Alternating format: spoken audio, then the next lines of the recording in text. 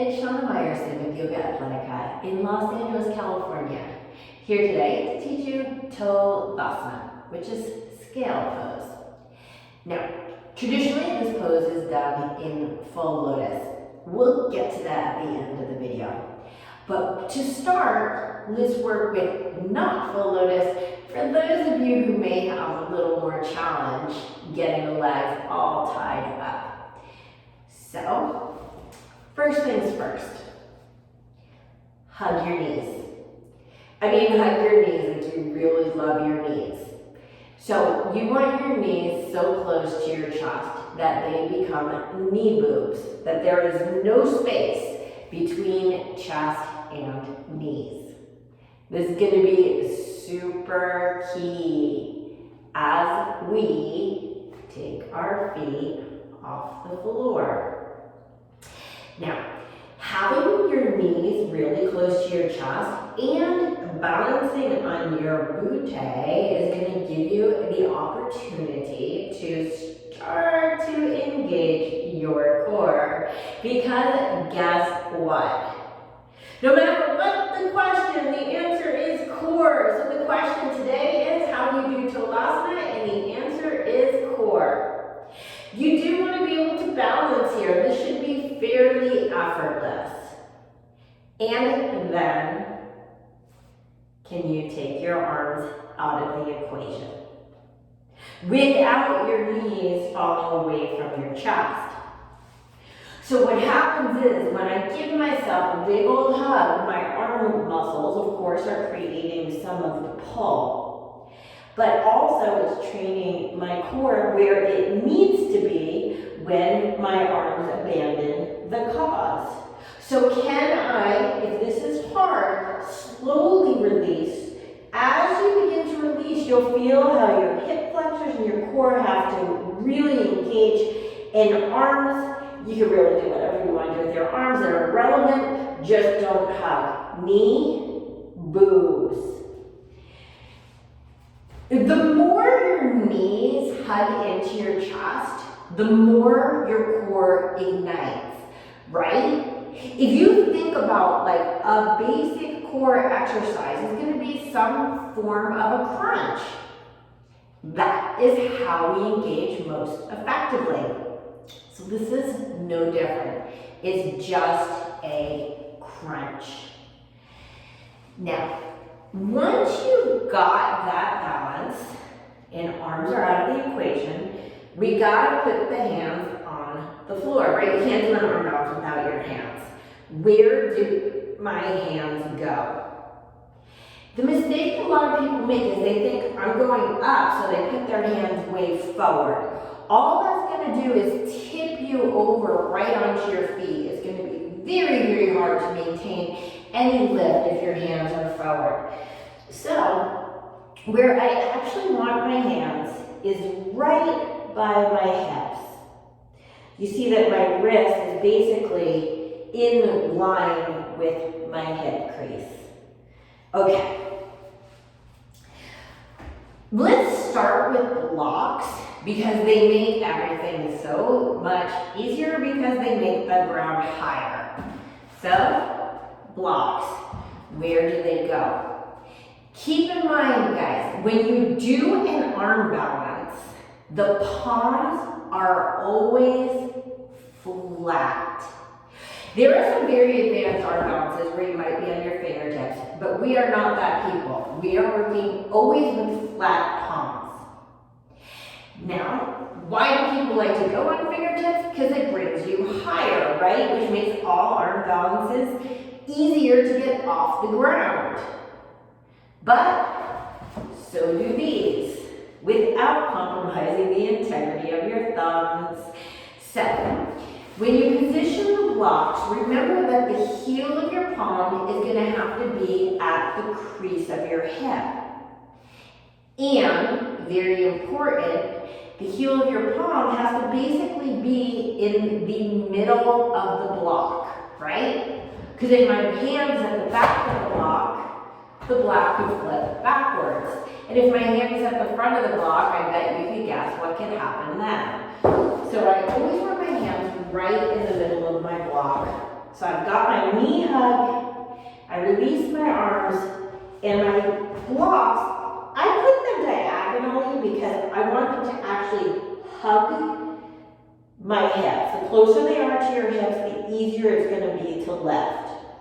So when my hands come down, you see, there's the crease of my hip, and there's my wrist.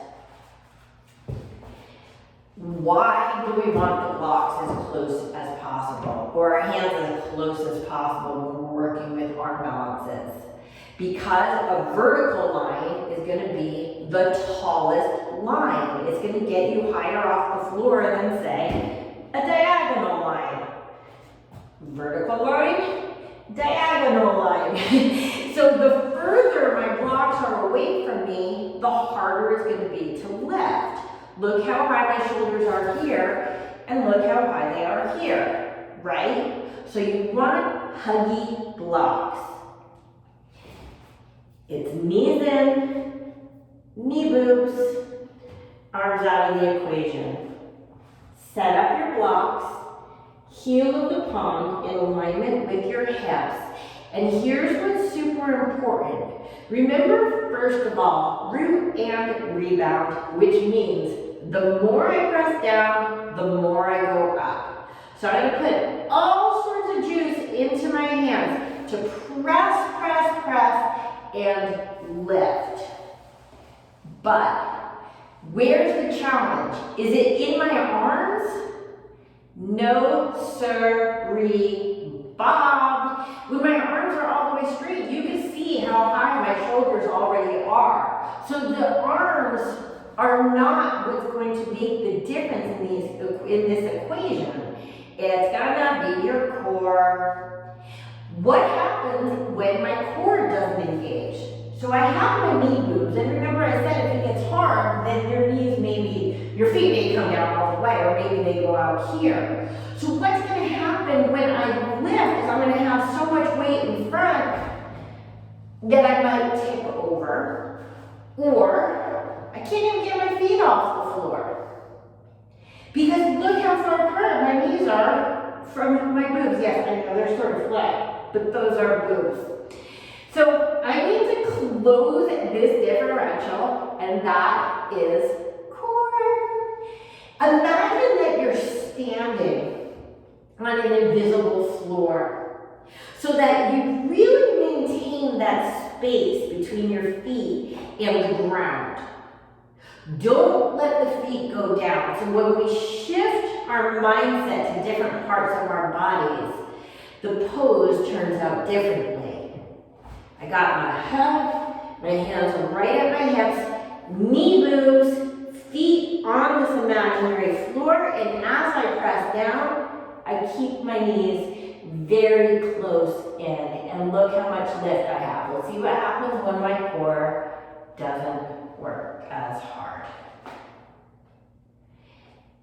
If when you lift, which I see all the time, it just goes like this, your feet are super, super heavy to the floor, obviously what it means is that you're leaning too far forward into the pose. That's why you're going forward. So what happens when I pull my knees in? Not only are my legs going back, but look what happens with my spine. So if my knees are here versus here, what happens? My whole body moves back in space so that I can have more lift. This is honestly and truly so much core, core, core, core, core, core, core. Need some core? I've got ab challenges here on YouTube, and I have harder ab challenges on my video channel if you really, really, really want to fire things up. Okay, let's get rid of the blocks.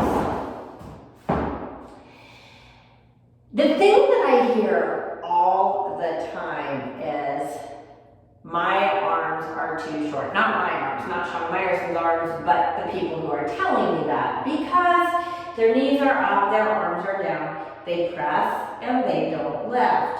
Well, big surprise, I guess my arms are also too short because I can straighten my arms all the way without lifting as well. There are two ways that we can lift our bodies off the floor. One is to make my arm longer, and I only have two choices for that. One, blocks, or two, bone graft surgery, where they like cut your bone and then they put in like a bigger bone and then they mend it and your arm gets a little longer.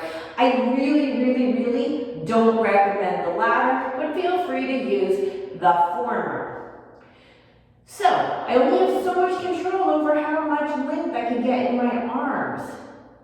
But the other thing that lifts me up is not just how long my arms are, but how short my torso is.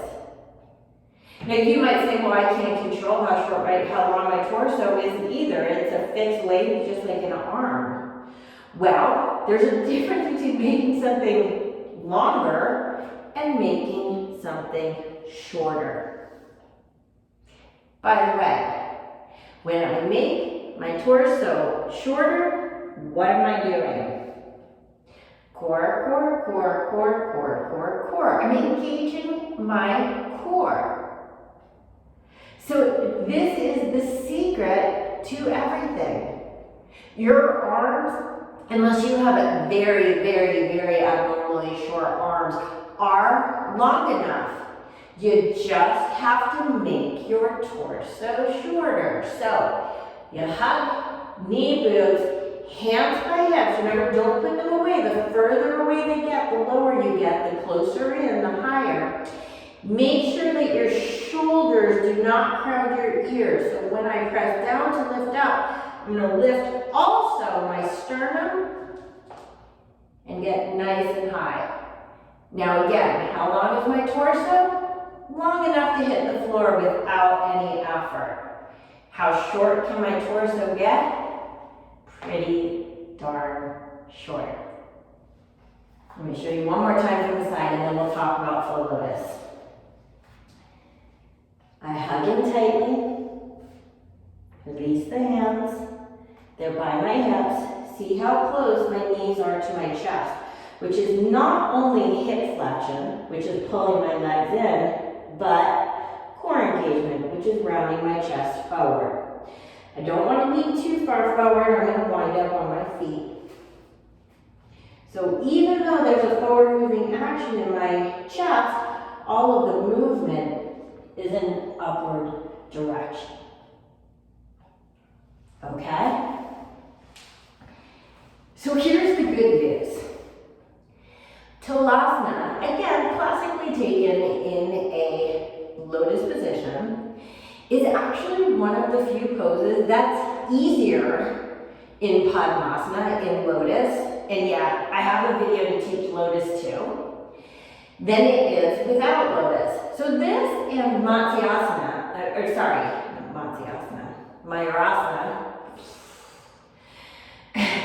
both have that unique quality that lotus makes it easier. So let's briefly go over lotus. I pull one foot, heel to belly, arch a foot to the crease of my hip, reaching down, grabbing my bottom foot and leg with both hands. The leg comes up and over. Now, what happens is that when I'm in a full lotus, because it binds everything together, my legs get less floppy and much easier to lift. So if you lean back, bringing your knees close to your chest, hands come down just like before, and think about press down to lift up, chest lifts up, and keep your knees lifting up, then the lift is actually not so bad. I can take my legs low, or I can take them high, but this makes it way easier to keep your legs contained so they're not just falling all over the place. One more time from the side, and we will wrap this puppy up. Okay?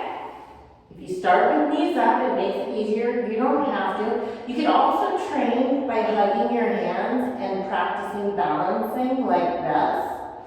My hands come down. I press down, lift my chest, keep my legs high. Again, I can lower my legs. It's going to require a lot of core to maintain the lift with my knees low and down. I think you'll be surprised, especially with the blocks, that this is really a fairly manageable pose as far as our balances are concerned. And again, it's super key for you Ashtangis who want to learn how to pull through to Chaturanga Dandasana. Check out my video on that, and I will see you next time. This is Shana Meyerson with YOGAthletica in Los Angeles, California. Have an awesome day.